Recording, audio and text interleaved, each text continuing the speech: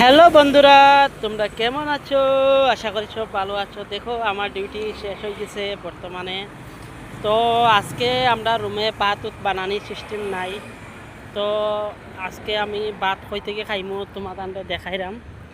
এই দেখো, এইখানে উপরে তেরপাল বান্ধা, এখানে মানে তোমার এখানে মানে ভাত খাওয়া যায়।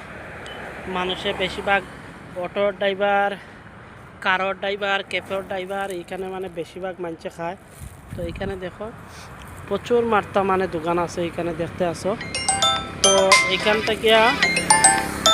এখান থেকে আমি ভাত লইছি। তো ভাতের দাম হয়েছে তোমার 80 টাকা। এই দেখো, এখানে টুঙ্গার মধ্যে প্যাকিং করিয়া লইছি, টুঙ্গার মধ্যে প্যাকিং করিয়া লইলাম ভাত। তো এটা হচ্ছে আমার জমাটোর ব্যাগ। তো এটা এখন ব্যাগে রাখে দিলাম। এখন বর্তমানে সিধা এদিকে গিয়া আমার রুম। তো বন্ধুরা, আজকে ভিডিও ছাড়তে পারছি না বেশি, তো এটাই ভিডিও একটাই ছাড়ি। আর এখন যাই গিয়া রুমে।